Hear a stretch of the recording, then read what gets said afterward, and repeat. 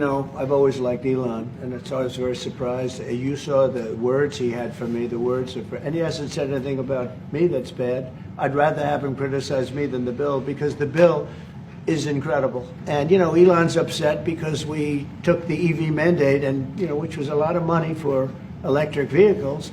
And, you know, they're having a hard time, the electric vehicles, and they want us to pay billions of dollars in subsidy.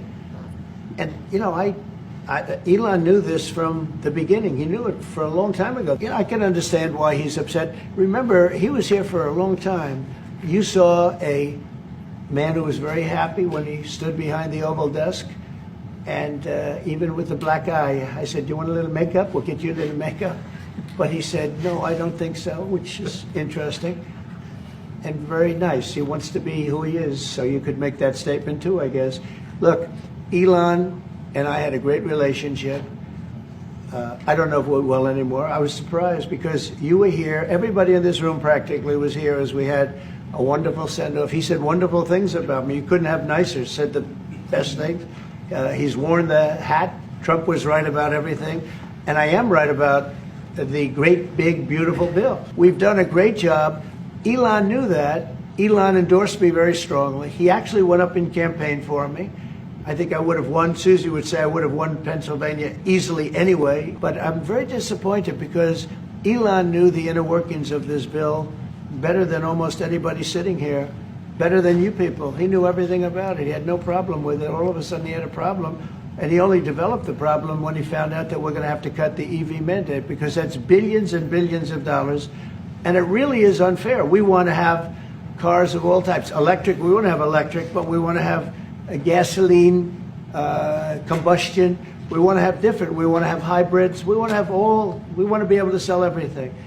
And when that was cut, and Congress wanted to cut it, he became a little bit different, and I can understand that. But he knew every aspect of this bill. He knew it better than almost anybody, and he never had a problem until right after he left. And if you saw the statements he made about me, which I'm sure you can get very easily, it's very fresh on tape.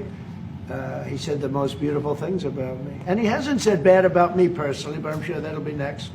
But I'm very disappointed in Elon. I've helped Elon a lot. Did he raise any of these concerns with you privately before he raised them publicly? And this is the guy you put in charge of cutting spending. Should people not take him seriously about spending now? Are you saying this is all sour grapes? No, he worked hard and he did a good job. And I'll be honest, I think he misses the place.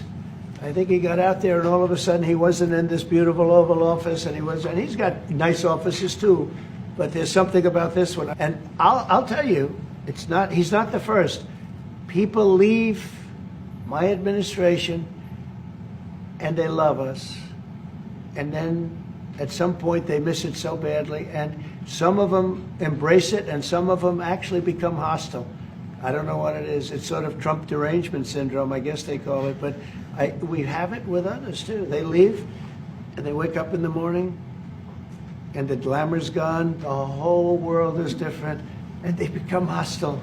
I don't know what it is. Someday you'll write a book about it, and you'll let us know.